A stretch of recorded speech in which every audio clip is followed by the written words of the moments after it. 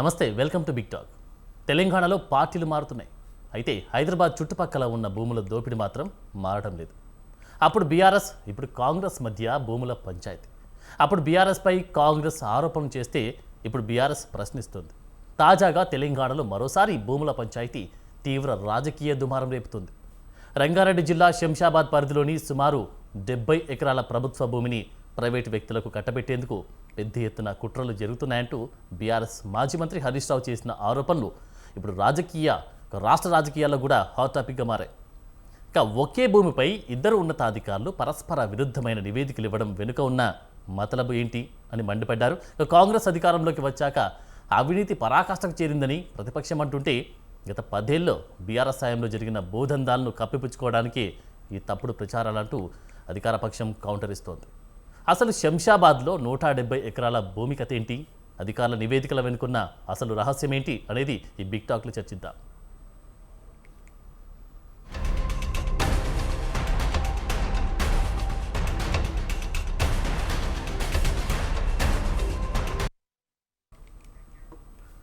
Right, ఇక మనం చూస్తూ ఉన్నాం. చర్చలో పాల్గొంటున్నారు మధుసూదన్ గారు, అనలిస్ట్, అలాగే రాజగౌడ్ గారు బీఆర్ఎస్ లీడర్, అలాగే అందెం రామరెడ్డి గారు BJP spokes person. Good evening sir అందరికీ. రైట్, మనం చూస్తూ ఉన్నాం సార్, మెయిన్గా అయితే శంషాబాద్ హరీష్ రావు అయితే కౌంటర్ ఇస్తూ ఉన్నారు శంషాబాద్ భూముల వ్యవహారంపై.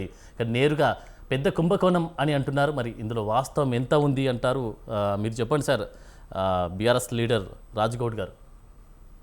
Good evening. ప్యానెల్లో ఉన్న సోదరులందరికీ గుడ్ ఈవినింగ్ చెప్పుకుంటాం.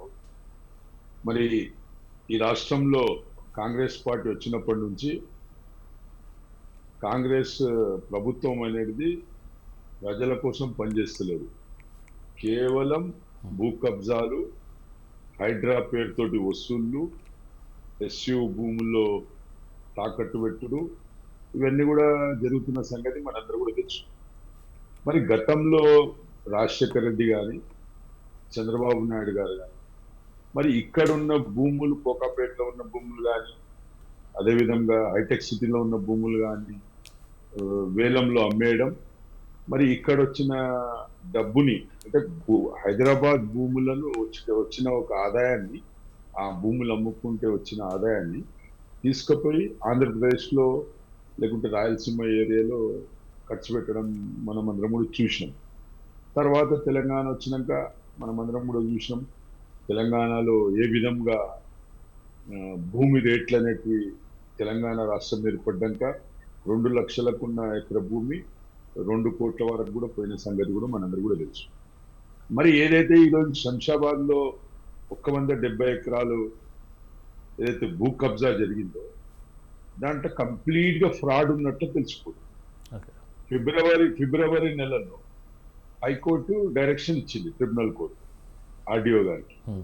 ఆర్డీఓ గారు లెటర్ సబ్మిట్ చేసి, yes it is government land, please take care అని చెప్పేసి ఎంఆర్ఓ రాసింది. మరి విత్ ఇన్ 4 daysలోనే మళ్ళీ ఎంఆర్ఓ గారు ఇది ప్రైవేట్ ల్యాండ్ అని ఆయన కూడా అఫిడేవిట్ వేయడం వరకు కరెక్ట్. మరి అదేవిధంగా 24th May, ఇంతకుముందే హరీష్ రావు గారు కూడా మాట్లాడేది దాంట్లో 24th May అంటే దాదాపు నిన్న కాక మొన్న భూభారతిలో ప్రైవేట్ వ్యక్తుల పేర్లు దాంట్లో ఎంట్రీ చేయడం జరిగింది. అంటే దీంట్లో క్లియర్ కట్గా తెలిసిపోతుంది, దీంట్లో మంత్రులు, ఎమ్మెల్యేలు, అధికారులు, భూభారతి సిస్టమ్ ఏముంది, కలెక్టర్ గారు, ఆర్డీఓ గారు, అదంతా కూడా అప్లికేషన్ల ద్వారా వాళ్ళు పెట్టిన రిక్వెస్ట్ ప్రకారం అరెస్ట్ చేయాలి. అంతేగాని ప్రభుత్వ భూమిలో ఇద్దరు అధికారులు వేరే వేరే విధంగా వాళ్ళ ఒక అఫిడేవిట్ వేయడం ఏడు వరకు కరెక్ట్. కాబట్టి ఈ రాష్ట్రాన్ని ఈ కాంగ్రెస్ పార్టీ తోటి కాపాడుకున్నాలి. వాళ్ళు ఇచ్చిన గ్యారంటీలు అత్తలేవు, పత్తలేవు, వాళ్ళు చెప్పినవి ఒక్కటి కూడా కంప్లీట్ అవుతలేవు.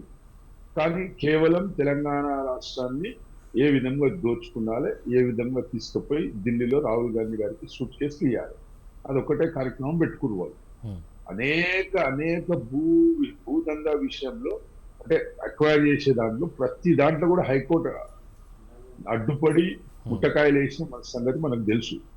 అయినా కానీ మార్పులేదు, అయినా కానీ వీళ్ళలో మార్పు లేదు. కాబట్టి తెలంగాణ ప్రజలందరూ కూడా ఆలోచన చేస్తున్నారు, ఈ మన భవిష్యత్ తరాల కోసం ఉన్న ఆస్తులు ఇవన్నీ కాబట్టి మనం దీన్ని కాపాడుకునే బాధ్యత అన్ని రాజకీయ పార్టీలపై ఉన్నది, ప్రతిపక్షాలపై ఉన్నది, సంఘాలపై ఉన్నది. అందరూ కూడా కలిసి ఈ తెలంగాణలో రేవంత్ రెడ్డి ఆ, ఏదైతే రియల్ ఎస్టేట్ బిజినెస్ చేస్తుండో దీనికి ఖచ్చితంగా అడ్డుకోవాల్సిన అవసరం ఉన్నది. మరి అదే విధంగా మరి పెద్దన్న పాత్ర పోషించే కేంద్ర ప్రభుత్వం మరి ఎన్నిసార్లు మేము అనేక విషయాలలో అనేక భూ కబ్జా విషయాలలో మేము సిబిఐ ఎంక్వైరీ చేయమంటే వాళ్ళు కూడా ఎలాంటి స్పందించరు. ఈడ రాష్ట్రంలో ఇద్దరు కేంద్ర మంత్రులు ఉన్నారు కానీ ఒక్కనాడు కూడా పెదవిప్పరు. మరి వీళ్ళందరూ కూడా కలిసి అటు బీజేపీ కానీ ఇటు కాంగ్రెస్ కానీ ఇద్దరు కూడా కలిసి ఈ తెలంగాణ రాష్ట్రంలో ఉన్న వాల్యూగా ఉన్న భూములన్నీ కూడా కాజేయడానికి ప్రయత్నం చేస్తుంది. ఫోర్త్ సిటీ అంటారు, లేకుంటే ప్యూర్ అండ్ క్యూర్ అంటారు. అంటే ఈ విధమైన అంటే అన్యాయంగా ప్రభుత్వ భూములు కబ్జాలు చేస్తున్నారు, రైతుల భూములు ఇష్టం వచ్చినట్లుగా వాళ్ళు ఎక్వైర్ చేసుకుంటున్నారు, వాళ్ళకి సరైన కాంపన్సేషన్ ఇస్తలేరు, వాళ్ళు ధర్నాలు చేస్తే కేసులు పెడుతున్నారు. మొన్ననే మా పక్క కాన్స్టిట్యున్సీ లెక్చర్లోనే అనేక రకాల ఇబ్బంది జరిగింది గిరిజన సోదరులు. మరి నిన్నగాక ఉన్న పరిగిలో అంటే ఈ విధంగా రాష్ట్రంలో మొత్తంలో కూడా ఈ యొక్క దందా నడిచింది. ఏడైతే మంచి భూములు అంటే వాల్యూగా ఉన్న భూములు ఇవన్నీ కూడా లాక్కోనికే ఈ కాంగ్రెస్ ప్రభుత్వం ప్రయత్నం చేస్తుంది. కాబట్టి ఈ రెండు పార్టీలు తెలంగాణకు అవసరం లేదని ప్రజలు తేల్చుకున్నారు. 28 ఎన్నికల్లో ఈ రెండు పార్టీలకు సరైన సమయంలో సరైన బుద్ధి చెప్తారని మేము భావిస్తున్నాం. రైట్ సార్, మరి చూస్తూ ఉన్నాం గత 10 ఏళ్ల మీ పాలనలో ధరణి పోర్టల్లో అనేక లోపాలున్నాయని కూడా కాంగ్రెస్ ఆరోపిస్తుంది. మరి అప్పుడు భూములకు లేని రక్షణ తాపత్రయం మరి ఇప్పుడు బీఆర్ఎస్కి ఎందుకు వస్తుంది అంటూ కూడా ప్రశ్నిస్తా ఉంది. దీనికి సమాధానం ఏం చెప్తారు మీరు? ఇదిగోండి, మేము ధరణి పోర్టల్ తెచ్చింది ఎందుకోసమో మీరు ఆలోచించుకున్నారు. ఎప్పుడో నవాబ్ నిజాం టైంలో ఉన్న రికార్డులే ఉన్నాయి. అవే తప్పుడు రికార్డులు, విఆర్ఐలతోటి ఆర్ఐలతోటి మార్పులు చేర్పులు అన్ని అంటే అంత కరప్షన్ కు అలవాటు పడి ఇష్టం వచ్చినట్టు రాసిరు గతం. తెలంగాణ వచ్చినాక ఒక్క అర్ధెకరా కూడా నా పేరుపై ఉంటే అది నాకే చెందుతుంది, నా పేరు పైన ఉంటుంది అనే ఉద్దేశంతో మేము ధరణి పెట్రోల్ ఇస్తాం. ముఖ్యంగా రైతులకు, సామాన్య ప్రజలకు same day registration, same day mutation, same day certificate ఇచ్చేసు, పాస్బుక్లు ఇచ్చేసు. అంటే మేము ఈ తెలంగాణ ప్రజలకు మంచి చేయాలనే ఉద్దేశంతో మేము మన ధరణి పోర్టల్ చేస్తాం. ఈరోజు భూభారత్ సంగతి ఏం చెప్పండి? మీరు భూభారత్ ఎవరి కోసము ఎందుకోసం దోచుకోనికి భూభారత్ తెచ్చిండ్రు. మేము తెలంగాణలో ప్రజల ఆస్తులు, రైతుల ఆస్తులు, గ్రామాల్లో ఉన్న భూములు అన్ని కూడా కరెక్ట్ గా ఉండాలి రికార్డు అనే ఉద్దేశంతో మేము ధరణి పెట్రోల్ తెచ్చాం. వీళ్ళేమో దోచుకోనికి భూభారత్ తెచ్చాం. రైట్. ఇక కాంగ్రెస్ ఫ్యూచర్ సిటీ ఇతర ప్రాజెక్టుల పేరుతో రియల్ ఎస్టేట్ లాబింగ్ పెరిగిందంటారా? మీరు చెప్పండి అందెం రామరెడ్డి గారు. సార్, ఇప్పుడు ఈ తెలంగాణను బీఆర్ఎస్ 9.5 సంవత్సరాలు 10 సంవత్సరాలు అధికారం అంటే ముందస్తు పోయి 9.5 సంవత్సరాలు పరిపాలించింది. కాంగ్రెస్ గతంలో సమైక్య రాష్ట్రాన్ని పరిపాలించింది. ఇప్పుడు 2 సంవత్సరాల పైగా 2.5 సంవత్సరాల నుంచి తెలంగాణ పరిపాలిస్తుంది. సో వీళ్ళకేంటంటే భూదోపిడీతోని ఎక్కువ లాభం ఉంటుందని అనుభవం ఉంది వీళ్ళకు. వీళ్ళకు బాగా తెలుసు ఎలా దోపిడీ చేయొచ్చో. బాగా ఇద్దరు దిట్టలే, ఒకరిని మించిన వాళ్ళొకరు. కాబట్టి ఇక్కడ ఒక సామెత ఉందండి ఇందులో, దోస్తుకు పైచాంతే అంటారు. అవినీతి పరుడిని ఈజీగా గుర్తిస్తాడు, నీతి పరుడు గుర్తించలేడు అవినీతి పరుడిని అంత తొందరగా, అవినీతి పరుడు గుర్తించడం తొందరగా. అందుకే బీఆర్ఎస్ నాయకులు కాంగ్రెస్ అవినీతి మీద, ఎందుకంటే అది మియాపూర్ భూ కుంభకోణం కానీ, గోకుల్ ప్లాట్స్ కానీ, అయ్యప్ప సొసైటీ, గురుకుల్ ట్రస్ట్, ఇవన్నీ భూ కుంభకోణాలు కేసీఆర్ పాలన జరిగినాయి. తర్వాత వాళ్ళ ఆఫీసులకు కూడా అడ్డగోలుకి ఇచ్చుకోరు. వాళ్ళు కేసీఆర్ తెచ్చిన ధరణి కానీ, కాంగ్రెస్ తెచ్చిన భూభారతి కానీ భూ దోపిడీ కోసమే. వాళ్ళ ఎజెండా కుటుంబ పార్టీలు ఎప్పుడైనా కుటుంబ దోపిడీ కోసం ప్రజలను దోసుకొని కుటుంబ సంపాదన, బేనామీ ఆస్తులు, కుటుంబంలో ఉన్న వ్యక్తులకు పదవుల కోసమే పనిచేస్తాయి. కుటుంబ పార్టీలు ఎప్పుడూ ప్రజల కోసం అయితే కుటుంబ పార్టీలు ఎందుకైతే ప్రజల కోసం పనిచేసేది అంటే కుటుంబ సభ్యులకు కాకుండా బయట సమాజంలో ఉన్న మంచి వ్యక్తులకు పదవులు ఇస్తారు. నా కొడుకు నా బిడ్డకు పదవి ఇట్లా ఇవ్వరు. సమాజం కోసం పనిచేసే వాళ్ళు. మీరు మాట్లాడుతున్న మధ్యన రాలే ప్లీజ్. లేదా ప్రజలు అంటే రాజగౌడ్ అదాని ఒక్క అంబానీ నిమిషం. ప్లీజ్ మాట్లాడండి మీరు మాట్లాడాలి రాజగౌడ్ గారు ఒక్క నిమిషం, మీకు అవకాశం ఇస్తాను, ఒక్క నిమిషం. వాళ్ళ వర్షం విన్నాక మీరు మాట్లాడండి. నేటికి ప్రధాని మోడీ గారు అధికారంలోకి వచ్చి 12 సంవత్సరాలు పూర్తయింది. ఉమ్, ఏ ఒక్క కుంభకోణం లేదు, ఈ కుంభకోణం జరిగింది లేదు. ఇక చేయాలంటే అంటే అదాని అంబానీ అని చెప్పడం తప్ప ఒక్క ఎవిడెన్స్ ఇది జరిగింది ఇక్కడ లేదు. ఉమ్, అదే వీళ్ళ విషయంలో కేసీఆర్ విషయంలో ఎన్ని కుంభకోణాలు అయినాయి.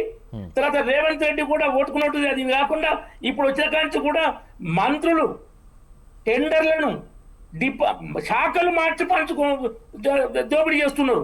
ఓకే. అది మనకు తెలుసు. ఏది మన సమ్మక్క సారక్క జాతర టెండరు దేవాదాయ శాఖ నుంచి పొంగులేటి శ్రీనివాసరెడ్డి ఆమె ఒప్పుకుంటలేదని కొండా సురేఖ ఆయన వేరే శాఖకు మార్చుకుండు. ఆయన పెద్ద కాంట్రాక్టర్ పొంగులేటి శ్రీనివాసరెడ్డి, మహా అనుభవం ఉంది దోపిడిలో. తుమ్మల నాగేశ్వరరావు ఉన్నాడు ఇంకో మంత్రి, ఆయన అన్ని పార్టీల మంత్రి, టీడీపీల మంత్రి, టిఆర్ఎస్ల మంత్రి, కాంగ్రెస్ల మంత్రి. సో ఇలాంటి వాళ్ళు ఉన్నప్పుడు దోపిడీలు జరుగుతాయి. దోపిడీలో ఎక్కువ ఆదాయం వచ్చే మార్గం భూదోపిడే. మీ మీద కూడా ఆరోపణలు చేస్తూ ఉన్నారు కదండి. మీ మీద ఆరోపణలు ఏంటంటే ఇంత కుంభకోణం జరుగుతున్నా కూడా అసలు ఎందుకు ఒక పెద్దన్నగా పైనున్నటువంటి మీరు ఎందుకు ప్రశ్నించలేకపోతున్నారు? తెలంగాణలో భూదందా భూదోపిడీ చేస్తున్నారంటూ కూడా విమర్శలు వస్తున్న నేపథ్యంలో మరి మీరెందుకు ఏ రోజు కూడా ఒక ధర్నా కానీ ఒక ప్రెస్ మీట్ కానీ దీని మీద పెట్టి ప్రశ్నించలేదని కూడా విమర్శిస్తూ ఉన్నారు. దీనికి సమాధానం మీరేం చెప్తారు? ఎన్నోసార్లు వీళ్ళు దోపిడీ గురించి ప్రశ్న జరిగింది. హిల్ట్ పాలసీ విషయంలో బీజేపీ పక్ష నాయకుడు ఏలేటి మహేశ్వర్ రెడ్డి గారు ఛాలెంజ్ చేసి హిల్ట్ పాలసీలో దోపిడీ కోసం ఉండి నేను అసెంబ్లీ వస్తున్నా రమ్మంటే ఉత్తమ్ కుమార్ మొదలు అంత ఎవరు రాలే. అసెంబ్లీలో కూడా ప్రభుత్వం చేసే దోపిడీ పనులు ప్రశ్నించేది బీజేపీ. అందరూ తెలుసు. ఎక్కడ నేను ఛాలెంజ్ అంటే నేను ఛాలెంజ్, అక్క మోసం చేసిందంటే తమ్ముడు మోసం చేసిండు, అక్బరుద్దీన్ ఓవైసీ డిప్యూటీ సీఎం, ఇలాంటి డ్రామాలు బీజేపీ ఎప్పుడు ఎక్కడ చేయదు. వీళ్ళిద్దరు చేసుకున్నారు అసెంబ్లీ చర్చలో కూడా ఇది. కాబట్టి మేము ప్రతి అవినీతిని ఎండగట్టే ప్రయత్నం చేసినాం. అయితే వీళ్లకు తెలిసినంత ఫాస్ట్ ముందే చెప్పాను నేను, ఎందుకంటే దోస్తుకు పైచాంతే. అవినీతి పరుడిని అవినీతి పరుడు అంత ఫాస్ట్ గా నీతి పరుడు గుర్తించలేడు. ఎందుకంటే ఎక్కడ జరుగుతుంది ఎట్లా జరుగుతుంది వాళ్ళకే తెలుస్తుంది. కాబట్టి వీళ్ళ రెండే దోపిడీలో ఒకటి మించిన ఒకడు భూమిని ఎంచుకున్నారు. ఈ మన సిటీ అని పెట్టి కదా సార్, ఆ సిటీ పెట్టింది కూడా రేవంత్ రెడ్డి దోపిడీ కోసమే. ఫ్యూచర్ సిటీ దాని స్పోర్ట్స్ సిటీ ఏం సిటీ అంటారో అది పెట్టిందే దోపిడీ కోసం. దాని యాక్చువల్ ఫార్మర్ సిటీలో ఒక పర్పస్ ఉంది. ఏంటంటే పొల్యూషన్ జరుగుతున్న జీడిమెట్ల కానీ కెమికల్ ఫ్యాక్టరీస్ మన దగ్గర ఉన్నాయి, ఉండాలి. మన దేశానికి యాసెట్, మన హైదరాబాద్కు పెద్ద యాసెట్. కానీ వాటి వలన పొల్యూషన్ తో ప్రజలు ఇబ్బంది పడకూడదు. దానికోసం పర్టికులర్ ఏరియా టోటల్ షిఫ్ట్ చేసి అక్కడ క్లీన్ చేసే పర్పస్ మంచిది. సరే జరుగుతుంది, ఏం జరుగుతుంది విషయం. దాన్ని వీళ్ళు చేసే భూసేకరణ చేస్తే దాన్ని ఫ్యూచర్ సిటీ, స్పోర్ట్స్ సిటీ అందులో మార్చడం కూడా. ఎందుకంటే రేవంత్ రెడ్డికి ఉన్న పేరు ఏంటంటే బిగ్గెస్ట్ బ్లాక్ మెయిలర్. ఇది కోమటిరెడ్డి రాజగోపాల్ రెడ్డి అన్నాడు, ఈయన కూడా అన్నాడు, ఎవరు జగ్గారెడ్డి కూడా అన్నాడు 50 కోట్లు పెట్టి పిసిసి అధ్యక్ష పదవి కొనుక్కొచ్చుకుంటూ అని. కాంగ్రెస్ కూడా తెలుస్తుంది కాంగ్రెస్ పార్టీలో పదవులు ఎట్లా కొనుక్కుంటారు అన్నది. పంజాబ్ పిసిసి అధ్యక్షుడు వెనుక మతలబ్ ఉంది అనుకుంటున్నారు మీరు? 100% మతలబ్ ఉంది.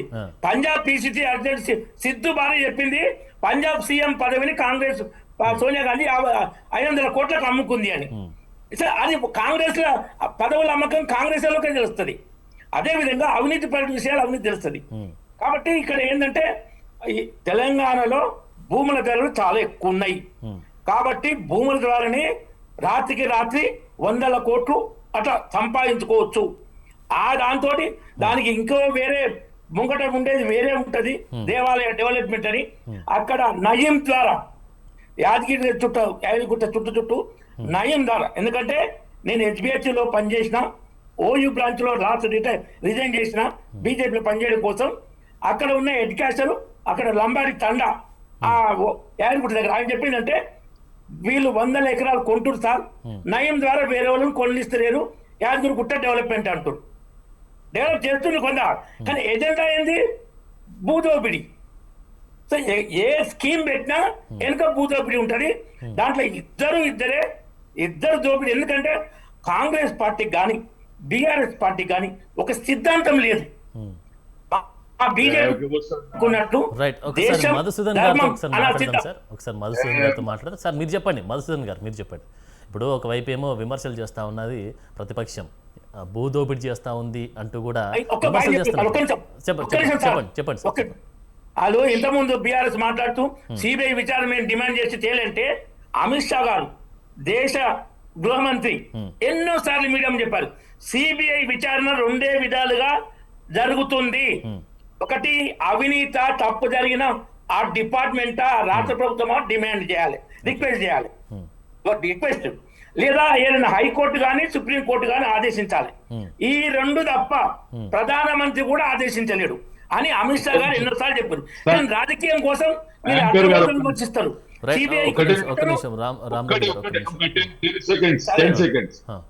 మొన్న నరేంద్ర మోడీ గారు హైదరాబాద్ వచ్చినప్పుడు బహిరంగంగా ఒక వేదిక పైనే రేవంత్ మెరే సాత్ ఆజావన్ వాళ్ళ ముఖం ఉన్నదాండి సిబిఐ ప్రభుత్వ పరంగా కేంద్ర ప్రభుత్వంతో కలిసి రాష్ట్ర ప్రభుత్వం పనిచేయాలని కేసీఆర్ కూడా అంటూ కేసీఆర్ ఏమండు మేము ఒక టీము ప్రధానమంత్రి మా కెప్టెన్ అయోధ్య భూమిలల్లా రియల్ ఎస్టేట్ చేసిర్రు, ఒడిశా పూరి జగన్నాథ్ భూములలో మీరు రియల్ ఎస్టేట్ చేసిర్రు, మీ భాగవతం ఏమో తెలియదు.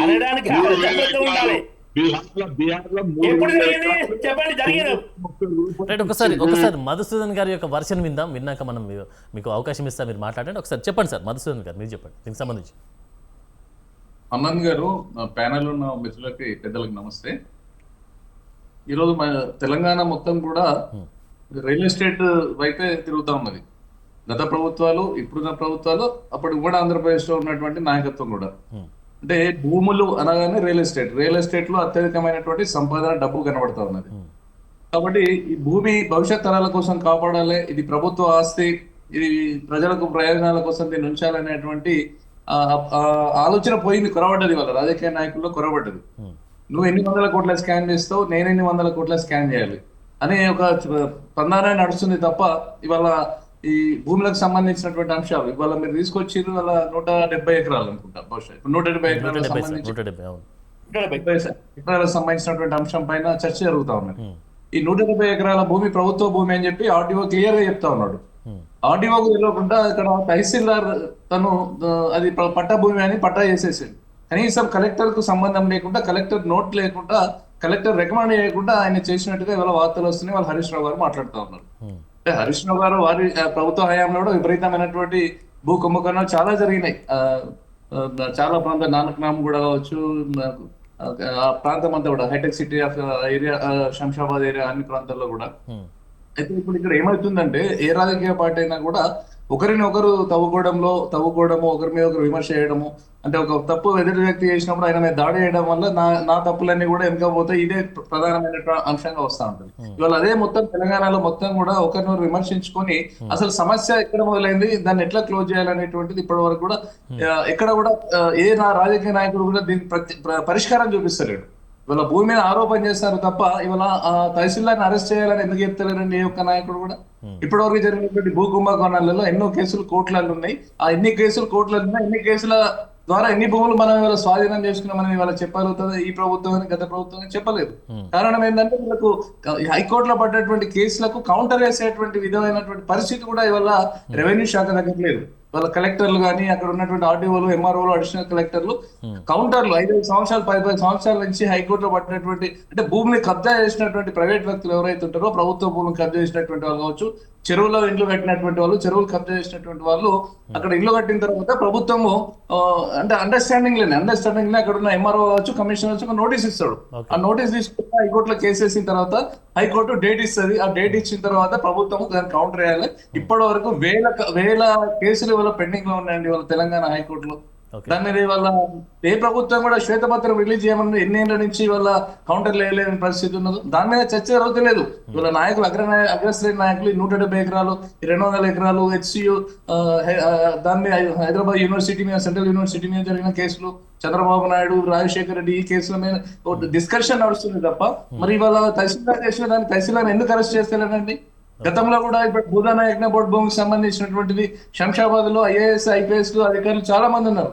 కొంతమంది ఐఏఎస్ అధికారులు అరెస్ట్ కూడా చేయాలని చెప్పి కూడా డైరెక్షన్స్ వచ్చినాయి. ఎంతమంది అరెస్ట్ చేసిందండి, ఎంతమంది ఐపీఎస్ సస్పెండ్ చేసిందండి? కారణం ఏంటంటే నాయకుల దగ్గర, ప్రభుత్వాల దగ్గర చిత్తశుద్ధి లేదు. ఈ భూమి అనేది భవిష్యత్ తరాలకు అప్పగించాలనేటువంటి బాధ్యత లేనటువంటి నాయకత్వం మళ్ళీ అధికారంలో కొనసాగుతున్నాయి. అది ఇవాళ కావచ్చు, మొన్న జరిగింది కావచ్చు, అంతకుముందు జరిగింది కావచ్చు. ఈ భూమిని కాపాడాలనే ఆలోచన లేదు కాబట్టి వాళ్ళ ఈ పరిస్థితి ఉన్నది. గతంలో ఉన్నటువంటి నిజాం గవర్నమెంట్ అయినా కూడా భూములను కాపాడింది. వాళ్ళు మన మీద పెత్తనం చెలాయించారు, అణచివేత గురి చేసినప్పుడు కూడా ప్రభుత్వ అజమాయిషిలో భూములు ఉండేటివి. బ్రిటిష్ కాలంలో కూడా ప్రభుత్వ అజమాయిషిలో భూములు ఉండేటివి. ఒక రికార్డు, ఒక లెక్క ఉండేది. ఇవాళ దురదృష్టం ఏంటంటే ఇవాళ మనం చూస్తున్నటువంటి భూమి ఇవాళ పొద్దున్నేమో ప్రభుత్వ భూమి ఉంటుంది, సాయంత్రం వరకు ఒక బడా ఆసామి, ఒక పొలిటికల్ లీడర్ చేతిలోకి వెళ్ళిపోతా ఉంది. మరి ఎట్లా పోతుంది అనేది వాళ్ళ ధరణి చెప్తలేదు, భూభారతి చెప్తలేదు. వాళ్ళ ధరణి భూభారతిలో ఎవరి కోసం పనిచేస్తున్నాయండి? వేల ఎకరాల వాళ్ళ రైతులకు సంబంధించినటువంటి భూములు, సామాన్యులకు సంబంధించిన భూములంతా కూడా వాళ్ళ పెట్టుబడిదారుల వైపుకు వెళ్ళిపోయినాయి. వాళ్ళ రైతులు చాలా మంది చాలా దారుణమైన పరిస్థితిలో ఉన్నారు. సామాన్యమైనటువంటి రైతు ఎవరైనా తనకు సమస్య వచ్చిందని చెప్పి ఓ తహసీల్దార్ దగ్గరికి పోతే ఆ ఆఫీస్ చుట్టూ గిరగిరా తిరగాలి. అదే ఒక రియల్ ఎస్టేట్ మనిషి ఒక పెద్ద కారులో వచ్చి దిగితే ఆయన బ్రహ్మరథం పెట్టి ఏసీలో కూర్చోబెట్టి ఆయన పనులని చేసి పంపిస్తున్నటువంటి ప్రభుత్వాలు వాళ్ళ నడుస్తున్నటువంటి విధానం. కారణం ఏంటంటే వాళ్ళ రెవెన్యూ డిపార్ట్మెంట్ లో ఉన్నటువంటి ఈ యొక్క విధానాలు ఏవైతున్నాయో లోపభూయిష్టంగా ఉన్నాయి. దాంట్లో ఉన్నటువంటి లోపభూయిష్టమైనటువంటి ఆ చట్టాలని ఆసరా చేసుకుని రెవెన్యూ అధికారులు చేస్తున్నటువంటి ఆడిందే ఆట పాడిందే పాట, దీనికి సై ఆట అన్నట్టుగా ఇవాళ పాలకులు అంటే గతంలో టీఆర్ఎస్ కావచ్చు, ఇప్పుడున్నటువంటి కాంగ్రెస్ పార్టీ కావచ్చు, ఇంకే రాజకీయ పార్టీ అయినా కావచ్చు, వాళ్ళ వ్యక్తిగత అవసరాల కోసము ఇవాళ అధికారులను మచ్చ చేసుకుంటున్నారు. ఎకరాలు 100 ఎకరాలు ఇవాళ కొల్లగొడతా ఉన్నారు. మొన్నటికి వెలుగుమట్ల ఖమ్మంలో జరిగినట్టు వెలుగుమట్ల కేసు మనం పరిశీలించినట్టయితే అక్కడ భూదాన యజ్ఞ బోర్డుకు సంబంధించినటువంటి రాజేందర్ రెడ్డి గారు చైర్మన్ ఉండ్రి. వారి హయాంలో అక్కడ దాదాపు 100 మందికి పట్టాలు వారు స్వయంగా నేనే ఇచ్చిన అని చెప్పి ఆయన పబ్లిక్ గా వచ్చి ఆయన ప్రకటన ఇచ్చిండు. అంటే భూదాన యజ్ఞ బోర్డు ఒక ట్రస్ట్, అసలు ప్రభుత్వానికి సంబంధం లేదు. దాని కలెక్టర్ కూడా దాని హక్కు లేదు. కలెక్టర్ దాన్ని క్యాన్సల్ చేసే హక్కు లేదు, ఏది లేదు. భూదాన బోర్డు ఏ డైరెక్షన్ ఇస్తే ఆ డైరెక్షన్ లో వాళ్ళు పనిచేయాలి. కానీ అక్కడ ఎవరు మంత్రుల ఒత్తిడితోటి ఆ భూమి వాల్యుబుల్ భూమి కట్టి దాన్ని కబ్జా చేయాలనే ఆలోచనతో ఏం చేసిండ్రు, ఈ భూమి అంతా కూడా భూదాన యజ్ఞ బోర్డు అని చెప్పి ఎక్కడికెక్కడ కూలగొట్టింది. అంటే కూలగొట్టి ఇండ్లు కూలగొట్టింది, 100 ఇండ్లు కూలగొట్టింది. వాళ్ళకి రైట్ లేదండి, వాళ్ళ ప్రభుత్వానికి రైట్ లేదు, కానీ కూలగొట్టేస్తారు. ఇవాళ కలెక్టర్ని సస్పెండ్ చేయాలి ఇమీడియట్లీ. ఆ కలెక్టర్ని సస్పెండ్ చేస్తే ఇవాళ భూదాన ట్రస్ట్ భూమిలో వాళ్ళ పట్టాలతోటి బాజాప్తా ఇండ్లు కట్టుకున్నటువంటి ఇళ్లను కూలగొట్టించిన కలెక్టర్ ఎందుకంటే ఇంకా ఉద్యోగంలో ఉన్నాడు?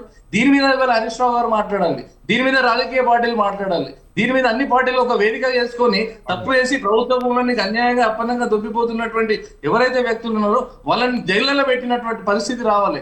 అప్పుడే కఠినమైనటువంటి చట్టాలు వస్తేనే ఈ రాష్ట్రంలో భూములు మిగులుతాయి. భూమి అనేది ప్రభుత్వం ఆస్తి.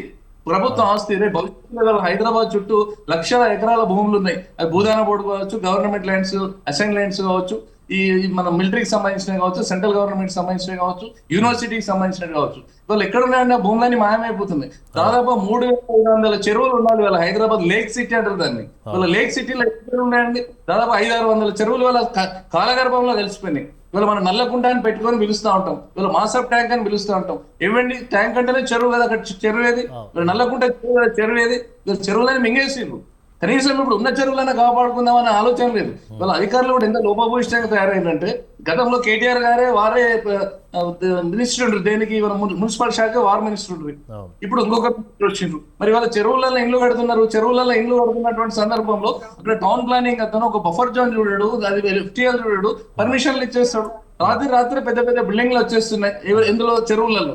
మరి వాళ్ళ చెరువులు మాయమవుతున్నాయి. అక్కడ సంబంధించినటువంటి మున్సిపల్ కమిషనర్ కానీ అక్కడ టౌన్ ప్లానింగ్ ఆఫీసర్ని కానీ ఇప్పటి వరకు ఎందుకు పార్టీ చేస్తలేరండి? వాళ్ళని ఎందుకు అరెస్ట్ చేస్తారు? ఒక్కరిని కూడా సస్పెండ్ ఎందుకు చేయలేదు? ఒక్కరిని సర్వీస్ రిమూవ్ ఎందుకు చేస్తలేరు? ఒక చెరువు అని అంటే దాని జీవనాధారం కొన్ని లక్షల జీవరాశులు బ్రతుకుతాయి, మనుషులు బ్రతుకుతారు, భూగర్భ జలాలు పెరుగుతాయి. ఎంత ఉపయోగకరమైనది. ఆనాడు కాకతీయుల కాలంలో కావచ్చు, నిజాం కాలంలో కావచ్చు, వేలాది చెరువులు నిర్మాణం చేసినంటే వాళ్ళు తెలివి తక్కువలో చేసినండి. భవిష్యత్ తరాలకు నీటి ఎద్దడి రాకుండా మీరు భూగర్భ జలాలు పెరగాలని తయారు చేసినటువంటి సెటప్ అంతా కూడా ఇవాళ ఉన్నటువంటి పాలకులు తమ స్వార్థ ప్రయాణాల కోసం రాత్రి ఓవర్ నైట్ కోట్ల రూపాయలు సంపాదించుకొని అవసరమైతే ఈ ఊరంతా స్మాష్ అయ్యి ఇక్కడ చుక్క నీళ్లు దొరకపోతే విదేశాలు పారిపోతారు. కానీ ఇక్కడ ఉన్నటువంటి పేద ప్రజలు, ఇక్కడ తాగునీరు లేక, ఉండటానికి ఇల్లు లేక ఘోరమైనటువంటి పరిస్థితులు ఇక్కడ ప్రజల జీవితాలు ఉన్నాయి. కాబట్టి నేను అంతిమంగా చివరిగా ఏం చెప్తున్నా అంటే ఈ భూములను కాపాడాల్సినటువంటి బాధ్యత ఉన్నది. వాళ్ళ ధరణిలో జరిగినటువంటి అంశాలు, లోపాలు ఎక్కడైతున్నాయో చాలా మంది రైతులు మీరు అబ్జర్వ్ చేయండి. మీ ఛానల్ ద్వారా, మీరు మీ యొక్క రిపోర్టర్ల ద్వారా మీరు ఎంఆర్ఓ ఆఫీసులు కానీ లేకపోతే ఎవ్రీ మండే రోజు గ్రీవెన్సీ నడుస్తుంటాయి కలెక్టరేట్లలో.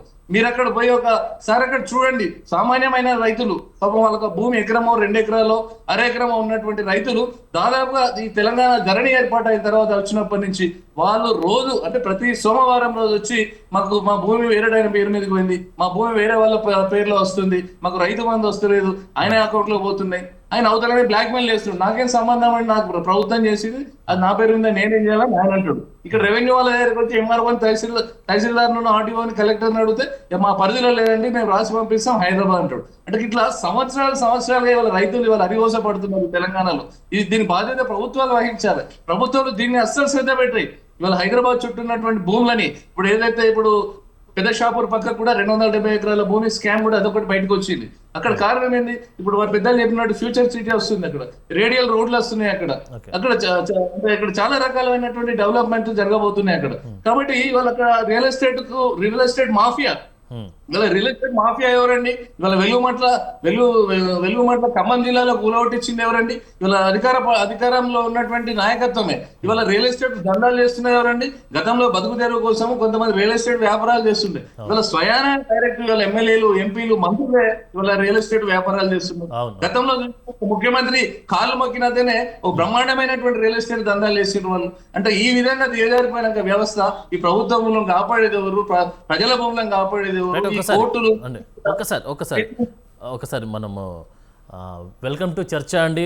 పల్లె రామచంద్ర గౌడ్ గారు, TPCC spokes person. Welcome to talk.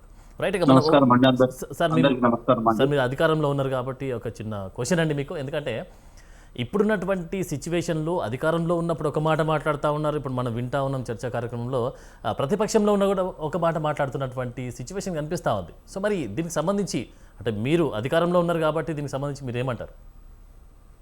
అందరికీ, ప్రేక్షకులకు, మిత్రులకు అందరికీ నమస్కారం. చిరంజీవి గారికి ముఖ్యంగా అధికారంలో ఉన్నప్పుడు ఎన్నో మాటలు వస్తుంటాయి. అది ఆరోపణలు కావచ్చు, వాళ్ళకు మీద ఇంకేదో కావచ్చు, ఏదైనా కానీ దాంట్లో ఆరోపణలు మాత్రం ఎక్కువ ఉంటున్నాయి. ఇది ఇంకోటి, ఏది ఎక్కడ పొరపాటు జరిగినా కానీ, ఎవరిదన్నా ల్యాండ్స్ అయినా, ప్రభుత్వ భూములైనా, ఇంకేవైనా కానీ దాన్ని పాత రోజుల్లో కాకుండా దాని సర్వే నంబర్లతో పాటు అంటే విలువ పెరిగినా కొద్దీ క్రైమ్ పెరిగింది. ఆ క్రైమ్ పెరిగినా కానీ అక్కడ తప్పు జరిగింది వెంటనే బయటకు వచ్చేస్తుంది.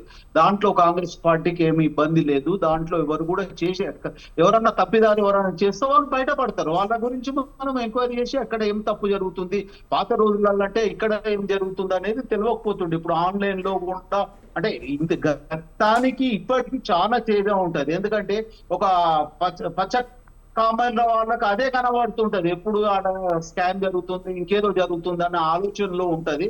ఓకే, అది ఒక రకంగా మంచిదే. ఎక్కడ తప్పు జరిగినా దాన్ని మనము చూసుకొని ముందుకు వెళ్తుంటే బాగుంటది. ఇంకోటి, ల్యాండ్ వాల్యూ పెరిగినా కొద్ది కూడా అక్కడ ఇబ్బందులు కూడా జరుగుతున్నట్టున్నాయి. ఆ జరిగిన దాన్ని కూడా మీరు బయట పెట్టే దాని మీద చర్య తీసుకొని ఎవరు తప్పు చేస్తున్నారు, ఎక్కడ జరుగుతుందా అన్న దాన్ని కూలంకషంగా చూసుకొని ఆ తప్పు చేసే వాళ్ళ మీద మనము చర్య తీసుకున్న పరిస్థితి ఉంటది. అదే ఇంకోటి ఏమంటే ముఖ్యంగా నా అధికారంలో ఉన్న నాయకులు అనుకోండి, ఇంకా వేరే ఏదైనా వచ్చినా కానీ అది తప్పు బయటపడినప్పుడు వాళ్ళు కూడా దాన్ని ఓపెన్ గా ఏం చేయలేరు. బయట పడక ముందే దాన్ని సీక్రెట్ గా ఉన్నప్పుడు వాళ్ళు ఏదైనా చేసుకుని ఎక్కడక్కడ తప్పిపుచ్చుకున్న ప్రయత్నాలు చేసినారు గతంలో ఉండే, కానీ ఇప్పుడు మాత్రం అలాంటి ఛాయిసెస్ లేదు, భవిష్యత్తులో కూడా ఉండదని అనుకుంటున్నాము. అది ఏదన్నా తప్పు జరిగితే దాన్ని వెంటనే చర్య తీసుకోవాలి. ఆరోపణల గురించి ఏంటంటే వాళ్ళ పార్టీ ఉనికి కోసానికైనా లేకుంటే వాళ్ళ పరిస్థితుల గురించి కూడా కొన్ని జరుగుతుండొచ్చు, నిజాలు ఉండొచ్చు, తప్పు ఉండొచ్చు. ఏ రాజకీయ నాయకుడు అయినా ఇప్పుడు చూస్తుంటే ప్రతిపక్ష నాయకులైనా కానీ ఎవరన్నా మాట్లాడుతుంటే నోరు తెరిస్తే అవద్దాలాగానే కనబడుతున్నాయి. మనం కరెక్ట్ గా ఉన్నదని కూడా మనం చెప్పలేము. దానికి మనకి ఏదైనా తప్పు జరిగినప్పుడు చట్టాలు ఉన్నాయి, దానికి సంబంధించిన లోకల్ వ్యవస్థ ఉన్నాయి. ఇంకెవరన్నా కానీ పార్టీ నుంచి ఎవరన్నా తప్పు చేస్తే బయట వాళ్ళు అవసరం లేదు, కాంగ్రెస్ పార్టీ వాళ్ళే బయటకు తీసుకొచ్చి దాని మీద వెలుగులో తీసుకొచ్చి దాని మీద వాయిస్ వినిపిస్తుంది కదండి రామచంద్ర గారు. బీఆర్ఎస్ కౌంటర్ వేస్తుంది, భూదందా భూదోపిడి చేస్తా ఉంది అంటూ కూడా మీ మీద విమర్శలు చేస్తా ఉంది. దీనికి ఏం సమాధానం చెప్తారు మీరు? భూది ఉందా అనేది అదే చెప్తున్నా కదా. పచ్చ కామార్లలో వాళ్ళు ఇంతకు ముందు చేసిన అన్నిటి మీద వాళ్ళు వెలుగుగా కనబడుతున్నాయి. ఎక్కడెక్కడ ఏం జరిగినాయి వాళ్ళకి 2004 వరకు అంటే 2000 వరకు వాళ్ళ ఆస్తుల వివరాలన్నీ తర్వాత మీరు మాట్లాడండి దయచేసి. నేను చెప్తున్నా మీరు మాట్లాడండి, మీకు ఛాయిస్ ఉంటది. నేను చెప్పిన తర్వాత మీరు మాట్లాడండి. వాళ్ళకి ఏంటంటే నేను చెప్పేది ఏంటంటే వాళ్ళకు పచ్చ కామెంట్లకు అంతే ఉంది. ఎందుకంటే తప్పు చేసి వాళ్ళకు ఒక్కొక్కరికి కూడా మామూలు పరిస్థితి ఉండే అంటే మాకు ప్రతి విషయం కూడా ఎక్కడెక్కడ ఏం జరుగుతుందో కూడా 2000 కంటే ముందు వాళ్ళ పరిస్థితి ఏంటి, 2014 అధికారంలో వచ్చిన తర్వాత వాళ్ళు ఏం చేసిండ్రు ఒక్కొక్కరి గురించి ప్రతి ఒక్కరు. ఇప్పుడు వాళ్ళ ఇంటి కుటుంబ సభ్యులు అంటే ఇప్పుడు వాళ్ళకు కవితకు వాళ్ళ కుటుంబ సభ్యులకు ఎందుకు వచ్చింది ఆర్థిక లావాదేవీల దేవర్లతోనే. అదే రకంగా వాళ్ళు ఆర్థికంగా బలపడిపోయారు. 1500 కోట్ల రూపాయలు వాళ్ళు పార్టీ ఫండ్ తీసుకొచ్చుకున్నారు. దేశ రాజకీయాలలో ఎవరికి కూడా లేని పరిస్థితి కూడా వాళ్ళకు వచ్చింది. అన్ని కూడా నీకెంత నాకంత అనే రకంగా వచ్చినాయి. అవన్నీ కూడా ప్రజలు గమనిస్తున్నారు. అందుకోసానికి వాళ్ళను 10 సంవత్సరాలు చూసిన తర్వాత వాళ్ళ నుంచి పక్కకు. ఈ రోజు ఎవరు చేసినా కాంగ్రెస్ పార్టీ నుంచి ఎవరన్నా చేస్తే కూడా వేరే బయట వాళ్ళు ఎత్తి చూపాల్సిన అవసరం లేదు.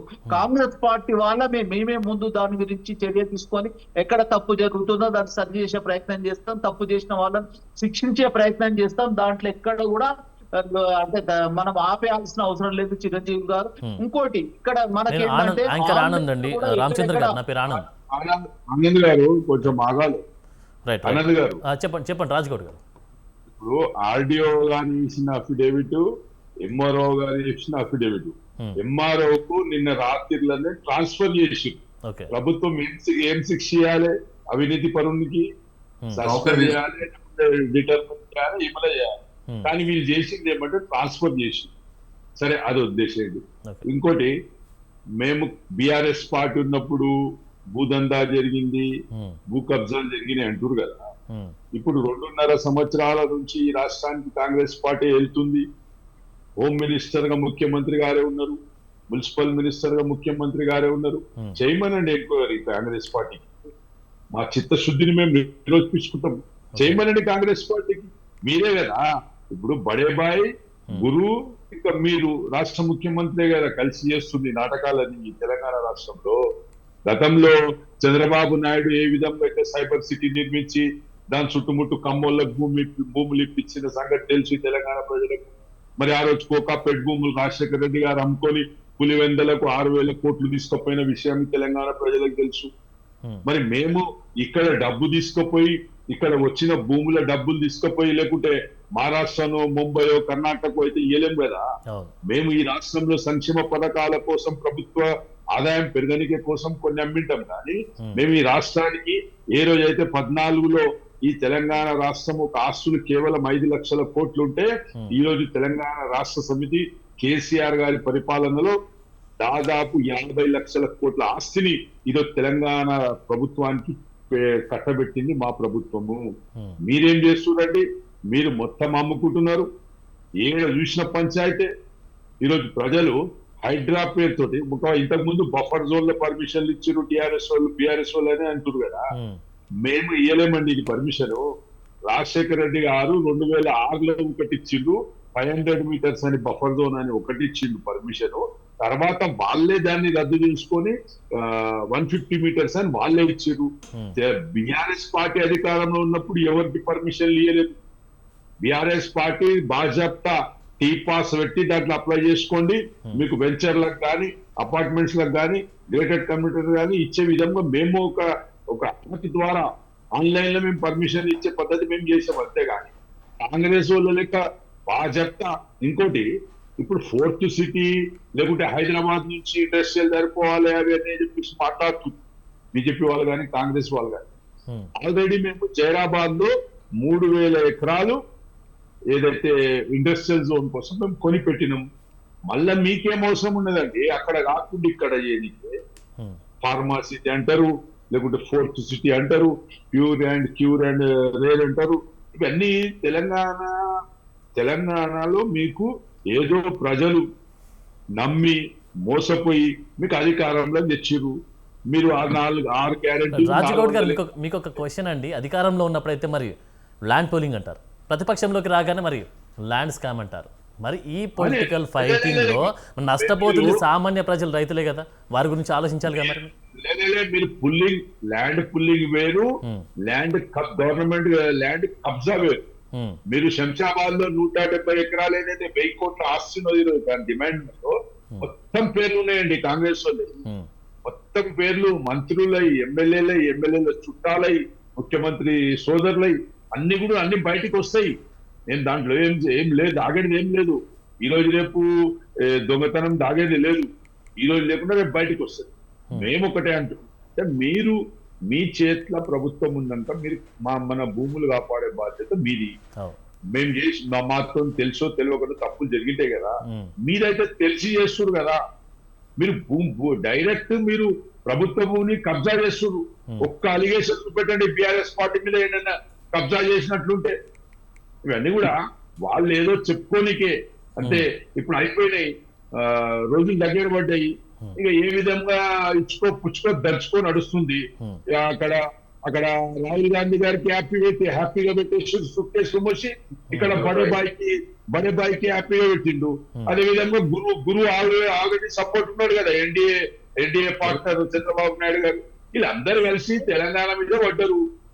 వీళ్ళందరూ కలిసి తెలంగాణ, మేము 10 సంవత్సరాల అధికారంలో ఉంటే ఇదే అదాని అంబానీకి మా రాష్ట్రంలో అడుగుపెట్టనీయలేము. కానీ రేవంత్ రెడ్డి వచ్చినాక 100 కోట్లు స్కిల్ డెవలప్మెంట్ అని డొనేషన్ తీసుకున్న పాపత ఎవరు? ఈరోజు బీజేపీ వాళ్ళు, కాంగ్రెస్ వాళ్ళు కలిసి తెలంగాణను దోచుకుంటున్నారు. ఖచ్చితంగా ఎండగడతాం. ప్రజలు కూడా వీళ్ళని బుద్ధి చెప్పే విధంగా ప్రజలు కూడా సిద్ధమవుతున్నారు. 28లో వీళ్ళకి సాగనంపుడు ఖాయం. రైట్, రామరెడ్డి గారు మీరు చెప్పండి. యాక్చువల్ గా ఏంటంటే వాళ్ళు కావాలని వాళ్ళకు ఉనికిని చాటుకోవడానికి మొన్న మున్సిపల్ ఎలక్షన్ లో వాళ్ళ ఉనికి తగ్గిపోయింది. అంతకుముందు ఎంపీ ఎలక్షన్ లో కూడా పోయింది. వాళ్ళకు కవితతోనే ఒకటి సమస్య ఉంది. ఆ కవిత వచ్చి వాళ్ళ ఇంటి కుంపటి ఏంటంటే బీజేపీతోనే వాళ్ళు కలుస్తాం అనేది ఓపెన్ గా చెప్తున్నారు. వాళ్ళకు వచ్చింది ఏంటంటే ఆ రోజు మారుతి కారు ఈఎంఐ కట్టలేని పరిస్థితిలో ఉండి ఇప్పుడు 100 కోట్ల విమానం తీసుకునే లెవెల్కి వచ్చింది. వాళ్ళ పరిస్థితి మెదక్ జిల్లాలో మాకు తెలుసు.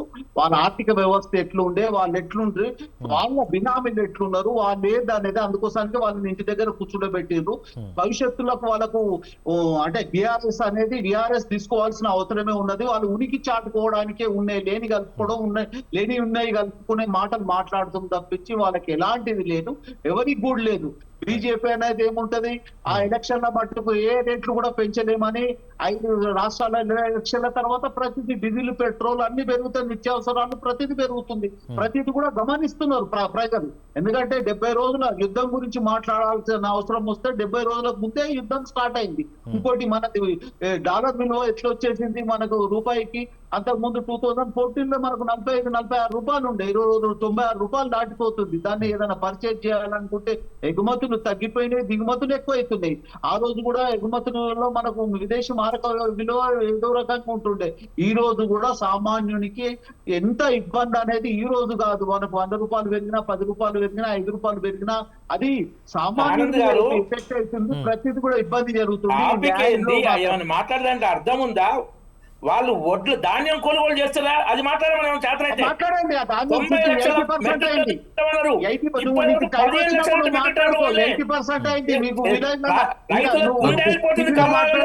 గ్రామీణ స్థాయి కదా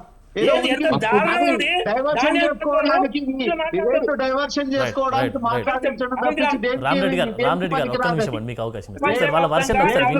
పెట్రోల్ రేట్లు పెరిగి ప్రతిదీ సామాన్యుడి మీద ఎఫెక్ట్ అయింది. దాన్ని డైవర్షన్ అదొక వర్షన్ ఉందండి. ఇప్పుడు పెరిగిన రేట్లు పెరిగినాయి, అమాయక ప్రజలు ఇబ్బంది పడతా ఉన్నటువంటి పర్మిషన్ లేదు. పర్మిషన్ ఎక్స్పోర్ట్ రామచంద్ర గౌడ్ గారు ఒక్క నిమిషం. రామచంద్ర గౌడ్ గారు పర్మిషన్ ఎవరి నుంచి రావాలి? కేంద్ర ప్రభుత్వం నుంచి రావాలి. ఎక్స్పోర్ట్ మనకు సరే, వాటి గురించి మనం తర్వాత డిస్కస్ చేద్దామండి. ఇప్పుడు ప్రజెంట్ ఏంటంటే భూ కబ్జా జరుగుతున్నాయి, భూ కుంభకోణాలు జరుగుతున్నాయి అనేటువంటి టాపిక్ మీద మనం డిస్కస్ చేస్తా ఉన్నాం. ఒకటండి, మీకు ఒక రామచంద్ర గౌడ్ గారు మీకు సూటి ప్రశ్న. ధరణి పోర్టల్లో సాంకేతిక లోపాలు ఉన్నాయి అంటూ కూడా మీరు విమర్శలు చేశారు. అవి భూ కబ్జాలకు దారి తీసాయి, సాధారణంగా మారాయి అంటూ కూడా ఒక విమర్శ చేశారు.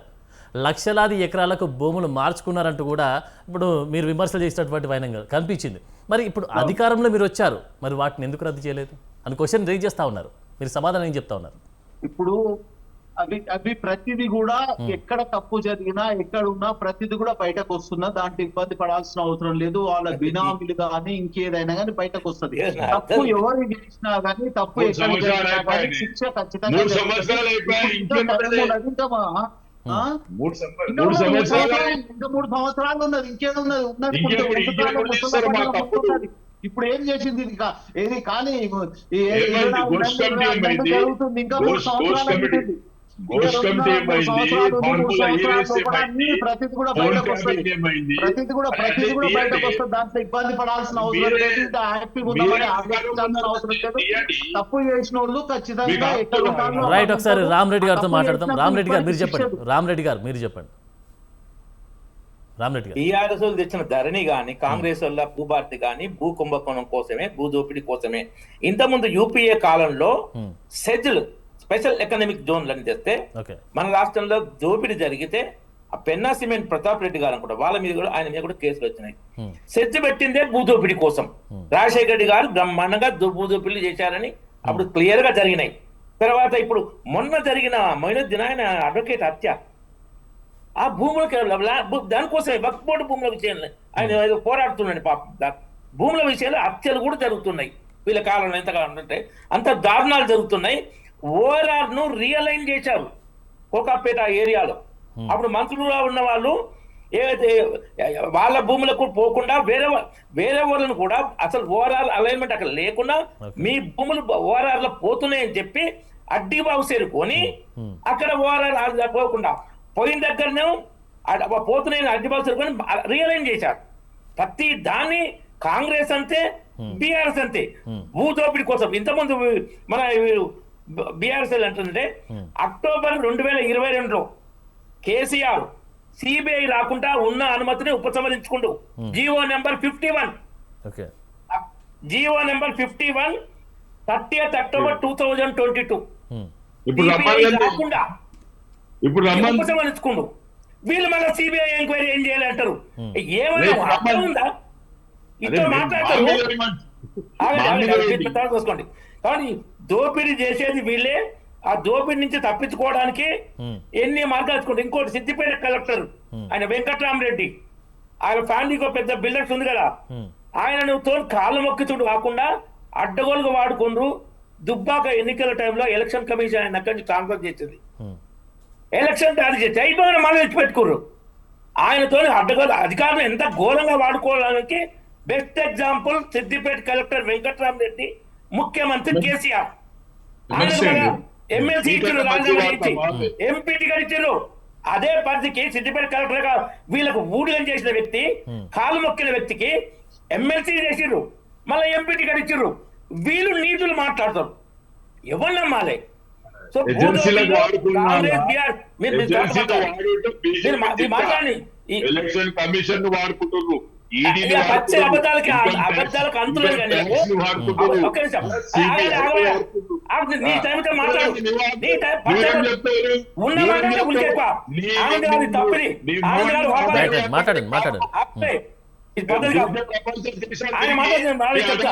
రామరెడ్డి గారు ఒక్క నిమిషం. రాజుగౌడ్ గారు మీరు చెప్పండి. చెప్తా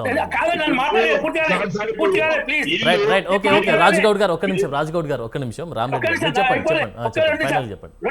సమయం ఎక్కలేదు కాబట్టి తొందరగా కాంపిటీషన్ ప్లాన్ చేయండి. పెట్రోల్ డీజిల్ విషయంలో ఏదో చెప్పిరో 2 లక్షల కోట్లు అప్పు చేసి పెట్టింది కాంగ్రెస్ ప్రభుత్వం. 1,50,000 కోట్లు దీనికి పెట్రోల్ బాండ్స్, ఆయిల్ బాండ్స్, 40,000 కోట్లు ఈరాన్కు బకాయి. ఇవన్నీ మోడీ ప్రభుత్వం తీరుస్తుంది.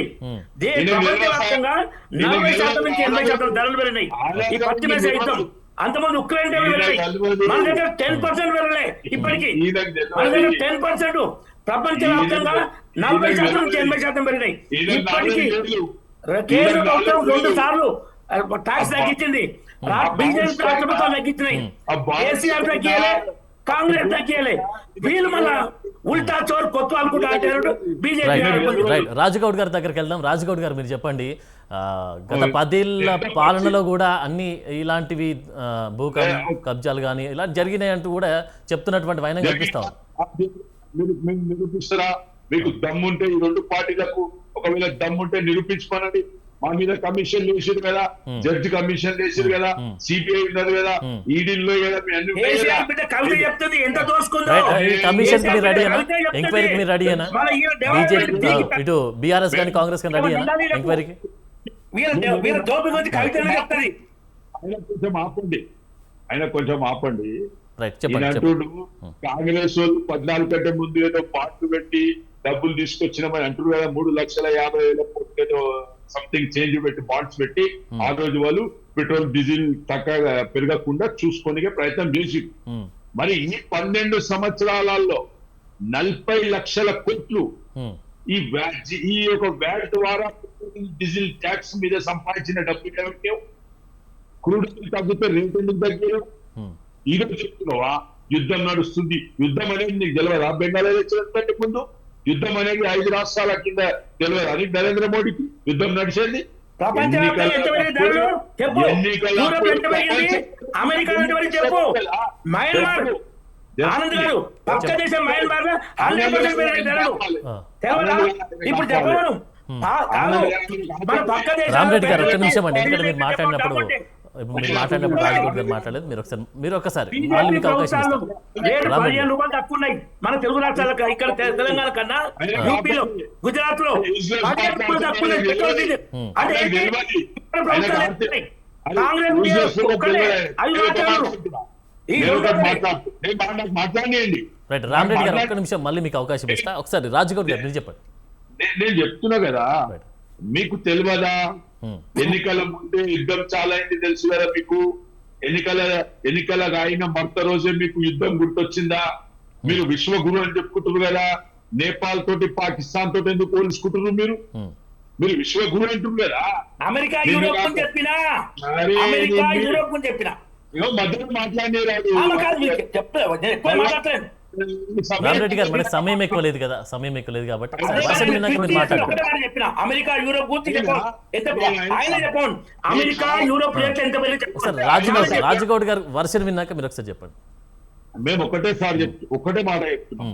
గతంలో చెప్తుండే రావాలంటే ఇప్పుడు మళ్ళీ కట్టెల పోయి పెట్టుకోబట్టు బంగారం. రేపు ఏం దినాలో వీళ్ళు చెప్తారు. రేపు అవసరం అయితే మీరు సంసారం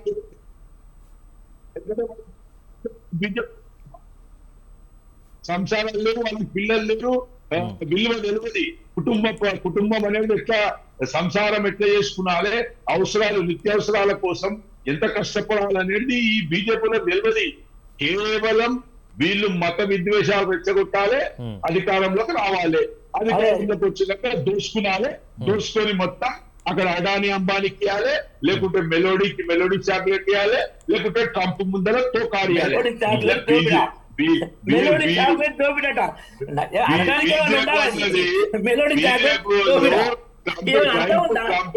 ట్రంప్ డైరెక్షన్ లో నడుస్తున్న one of the best PM ఎవరని ఉన్నారంటే ఈ ప్రపంచంలోనే ఇది నరేంద్ర మోడీ అని తేలచటం అయిపోయింది ప్రజలకు. ఈ రోజు పేపర్ లీక్ అవుతుందండి. 70 సార్లు పేపర్ లీక్ అయింది 12 సంవత్సరాల నుంచి. 22 లక్షల మంది యువకులు ఎంత ఇబ్బంది ఉన్నారో మీరు చూడాలి. ఈ రోజు వీళ్ళు ఇవి మాట్లాడరు. ఒకసారి విధానం మార్చడం, ఎల్టీఏ పెట్టాం, అట్లా కూడా ప్రాబ్లం అయితే ఆన్లైన్ ఎగ్జామ్ ఒక్కసారి మధుసూదన్ గారితో మాట్లాడదాం. మధుసూదన్ గారు మీరు చెప్పండి, బీఆర్ఎస్ అధికారంలోకి వస్తే ఫ్యూచర్ సిటీని, సార్ ఒక్క నిమిషం రామరెడ్డి గారు సమయం ఎక్కలేదు కాబట్టి ఒక్క నిమిషం మీకు అవకాశం ఇస్తా. మధుసూదన్ గారు మీరు చెప్పండి, బీఆర్ఎస్ అధికారంలోకి వస్తే ఫ్యూచర్ సిటీని రద్దు చేస్తామంటారు. మరి కాంగ్రెస్ అధికారంలోకి వస్తే గతంలో బీఆర్ఎస్ ప్రభుత్వం ఇచ్చిన భూములను రద్దు చేస్తామంటూ కూడా చెప్పినటువంటి వైనం కనిపిస్తా ఉంది. మరి ఈ భూముల విషయంలో పేద ప్రజలకు ఎలాంటి న్యాయం జరుగుతుందంటారు? మధుసూదన్ గారు మీరు చెప్పండి.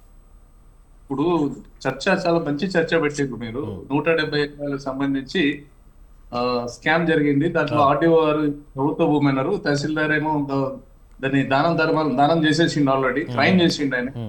చర్చ దాన్నే జరగాలి. ఇవాళ తహసీల్దార్ని ఉద్యోగం నుంచి తీసేస్తారా, సస్పెండ్ చేస్తారా, సర్వీస్ రిమూవ్ చేస్తారా, ఆయన జైలు పంపిస్తారా? ఇప్పుడు ఆ భూమిని ఎట్లా రికవర్ చేస్తారు? దాని మీద కాంగ్రెస్ ప్రతినిధిగా వారు మాట్లాడాలి. టిఆర్ఎస్ పార్టీ వారు మాట్లాడుతున్నారు. మా పార్టీ చాలా చాలా స్పష్టంగా క్రిస్టల్ క్లియర్ గా నీతి పాలన నడిపించున్నది. నాకు అంటే వారు ఉన్న తర్వాత నాకు కొంచెం బాధ అనిపించింది. ఆమె దేవసేన అని మనకు కలెక్టర్ ఉండేది ఇక్కడ జనగామ. దేవసేన అనే ఉంది. ఇప్పుడు ఎడ్యుకేషన్ డిపార్ట్మెంట్ లో ఉన్నారు వారు కమిషనర్ గా. అవును. అక్కడ ఎమ్మెల్యే ఒక చెరువుని మొత్తం పూర్తి చేస్తున్న సందర్భంలో ఆయన ఎమ్మెల్యే కలెక్టర్ అని బెదిరించిండు. అవును. బెదిరించిన తర్వాత అప్పుడు కమిషన్ వేస్తే ఏదో జరిగింది మొత్తం మీద. అక్కడ ఇష్యూ బాగా పెద్దగా బతుకమ్మ కుంట అనేటువంటి ఒక ఏరియాలో జరిగింది ఇది ఇన్సిడెంట్, మీరు చెప్పిన ఇన్సిడెంట్. అవును. జరిగితే అమ్మగారికి ఐఏఎస్ ఆఫీసర్ మొత్తానికి ట్రాన్స్ఫర్ చేసి పంపించారండి. అంటే జరగలేదు, ఇప్పుడే జరుగుతున్నాయి, ఇప్పుడు అప్పుడు కాదు అంతా. ఇప్పుడు చర్చ కూడా ఎట్లా పోతుంది అంటే సమస్య పరిష్కారం కోసం ఎవరు మాట్లాడతలేం మనం. ఇక్కడ నుంచి మొదలై నరేంద్ర మోడీ ఇప్పుడు 170 ఎకరాలకు నరేంద్ర మోడీకి సంబంధం లేదు, పెట్రోల్ రేట్లకు సంబంధం లేదు, బ్యాంకుల వీటికి సంబంధం లేదు. ఇవాళ తెలంగాణలో జరుగుతున్నటువంటి భూములని భవిష్యత్ తరాల కోసం ఎట్లా కాపాడాలి. ఇవాళ ఇండస్ట్రియల్ ల్యాండ్స్ దాదాపు 600-700 ఎకరాల భూములు మాయమైపోయినాయి. ఐడిపిఎల్ ఆ ప్రాంతంలో విచ్చలవిడిగా రియల్ ఎస్టేట్ మాఫియా వైపు వెళ్ళిపోయినాయి. వాటిని ఎట్లా కాపాడాలి. మరి వాళ్ళ కాంగ్రెస్ పార్టీ భూములన్నీ కూడా కాపాడదామని చెప్పి బ్రహ్మాండ నీ ఛానల్ కావచ్చు, చాలా ఛానల్ పత్రికలు అన్ని కూడా బాహాటంగా ఎక్కడెక్కడైతే ఈ దందాలు నడుస్తున్నాయి అన్ని ఓపెన్ చెప్తున్నాయి. ఎక్కడ కూడా ఎంక్వైరీ జరగట్లేదు. ఇప్పుడు వారు చెప్తా ఉన్నారు, కాంగ్రెస్ ప్రతినిధులు పెద్దలు చెప్తా ఉన్నారు, అంటే ఎవరైనా కూడా వారి పార్టీని కాపాడుకునే ప్రయత్నమే చేస్తున్నారు తప్ప ఈ తెలంగాణలో ఉన్నటువంటి సంపద అనేది ప్రజల ఆస్తి, ఈ ఆస్తిని కాపాడాలనేటువంటి ఒక పాజిటివ్ థింకింగ్ ఇప్పటివరకు దయచేసి వస్తలేదు. ఇవాళ కోర్టులలో వేల కేసులు ఇవాళ ఎందుకు పెండింగ్ ఉన్నాయి, కనీసం వాటి మీద కౌంటర్లు ఎందుకు వేస్తలేరు. దాని మీద ఒకరోజు రివ్యూ మీటింగ్ ముఖ్యమంత్రి గారు పెట్టినారండి. ఈ తెలంగాణలో ఇవాళ కౌంటర్ వేయకుండా చెరువులకు సంబంధించిన భూదాన బోర్డులు, అసైన్ ల్యాండ్స్ ఆక్రమణకు గురైనటువంటి కేసెస్ ఏవైతున్నాయో కొన్ని వేల కేసులు ఇవాళ హైకోర్టులో పెండింగ్, హైకోర్టు భారమై కూర్చున్నాయి. అవన్నీ కూడా వాటి మీద కౌంటర్ వేయట్లేదు వాళ్ళ ఐఏఎస్ ఆఫీసర్. వాటి మీద డిస్కషన్ జరగాలి. ఇవాళ ఒక గంజాయి ఒక చిన్న ప్యాకెట్ దొరికితే వాడిని తీసుకుపోయి జైల్లో పెడతారు. వాడిని బెయిల్ రాకుండా వాడిని 10 నెలల రోజులు ఇస్తారు. వాడిని చిన్న ప్యాకెట్ గంజాయి వాడు బతుకు తెరువు కోసం తప్పు చేస్తాడు వాడు చిన్నది. కానీ ఒక ఐఏఎస్ ఆఫీసర్లు, ఒక అడిషనల్ కలెక్టర్లు, ఆర్డీఓ స్థాయి ఎంఆర్ఓలు, గెజిటెడ్ ఆఫీసర్లు వాళ్ళంతా జ్యుడిషియరీ కిందికి వస్తారు, వాళ్ళంతా మెజిస్ట్రేట్ల కిందికి వస్తారు. వాళ్ళ భూ స్కామ్లకు తెరలేపిన తర్వాత ఈ వ్యవస్థను ఓడి కాపాడాలి. వాళ్ళ మీద కఠినమైనటువంటి చర్యలు ఎందుకు రేవంత్ రెడ్డి గారు తీసుకోవట్లేదు. ఇవాళ తహసీల్దార్, ఆర్డీఓ వీళ్ళిద్దరు ఇట్లా ఎవరో ఒకరు. ఇప్పుడు ట్రాన్స్ఫర్ కాదండి, ట్రాన్స్ఫర్ అనేది పరిష్కారం కాదు. మా దగ్గర నేను మంచిర్యాల జిల్లాలో ఉంటా, మా దగ్గర ఒక తహసీల్దార్ భూమిని దారాదత్తం చేసి 8 ఎకరాలు. దాని మీద ఎంక్వైరీ జరిగింది. తర్వాత ఆయన ట్రాన్స్ఫర్ పక్క జిల్లాకి వేస్తే ఆ పక్క జిల్లాలో ఆయనకు ఉత్తమ ఉద్యోగ అవార్డు వచ్చిందండి. ఎట్లా వస్తాయండి? ఇక్కడ స్కాములు చేసి 2 ఎకరాలు దారాదత్తం చేసినటువంటి అధికారి అక్కడ పోగానే ఉత్తమ ఉద్యోగం అయిపోయాడు.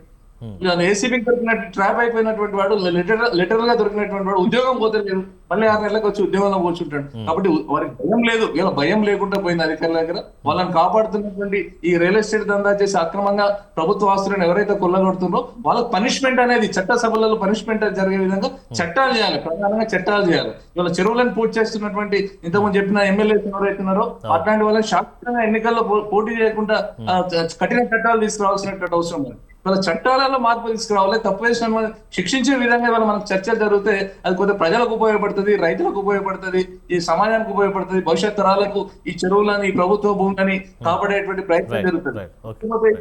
గతంలో ఆంధ్ర వాళ్ళని తిట్టినాం. ఆంధ్ర వాళ్ళంతా తెలంగాణలో ఉన్నటువంటి భూములన్నీ కూడా ఎత్తుకపోతున్నారు, వాళ్ళు పరాయి పాలన అని అన్నాం. మరి వాళ్ళ కంచె మనమే వేసుకున్నాం కదా. ఈ కంచె లోపల ఈ కంచె కదా మనం కంచెలాగానే గతంలో టీఆర్ఎస్ పెట్టుకున్నాం, ఇవాళ కాంగ్రెస్ ను పెట్టుకున్నాం. మరి భూములు ఎంత మాయమవుతున్నాయి అంటే కంచె చేయడం వేస్తున్నట్ట. మధుసూదన్ గారు, మీరు ఫైనల్ గా సమయం ఎక్కువ లేదు, ఫైనల్ గా ఏం చెప్పదలుచుకున్నారు దీనికి సంబంధించి? ఖచ్చితంగా ఇప్పుడు మీరు చెప్పిన ఈ చర్చ ఏదైతే 170 ఎకరాలకు సంబంధించిన ఆ చర్చ ఏదైతున్నదో దాని జ్యుడిషియల్ విచారణ. ఇంకోటి సిబిఐ అంటున్నారు. వాళ్ళ తెలంగాణలో ఉన్నటువంటి చాలా మంచి ఆఫీసర్లు, హానెస్ట్ ఆఫీసర్లు కూడా తెలంగాణలో ఐఏఎస్ ఉన్నారు, ఐపీఎస్ ఉన్నారు, పోలీస్ అధికారులు చాలా మంది విజిలెన్స్ లో కూడా ఉన్నారు. అటువంటి అధికారులని విలువదీస్తుంది. వాళ్ళ ప్రతి అంశంలో సిబిఐ అంటే ఇక్కడ ఉన్నటువంటి అధికారులు పనికిరాని వల్ల, చాదరాని వల్ల, వాళ్ళకి శక్తి లేనటువంటి వల్ల ఈ విధంగా అంటే వాళ్ళని పారదర్శకంగా వాళ్ళని ఉద్యోగం చేసుకుని లేరు. కాబట్టి ఇవాళ వాళ్ళ పనిని మనం తప్పు పట్టి ఇవాళ సిబిఐకి అప్పయ్యాలని ఆలోచన వస్తుంది. ప్రతి రాష్ట్రానికి ఒక సిస్టమ్ ఉంటుంది. ఆ సిస్టమ్ లో వాళ్ళని స్వేచ్ఛగా పనిచేయనిస్తే ఖచ్చితంగా ఇవాళ తహసీల్దార్ అనేటోడు కటకడాలు లెక్క పెడతారు, ఉద్యోగం పోతుంది. అదే చెర్లపల్లి జైల్లో, ఇంకో కాచిగూడ జైల్లో, ఎక్కడో ఏదో ఒక జైల్లో ఆ గంజాయి అమ్మటం రామచంద్ర గౌడ్ గారు, మీరు ఫైనల్ గా చెప్పండి. ఈ ఆరోపణలు ఎదుర్కొంటారు మీరే, అధికారంలో ఉంది మీరే, కాబట్టి మీరు ఏం చెప్పదలుచుకున్నారు ఫైనల్ గా ఒక్క మాటలో?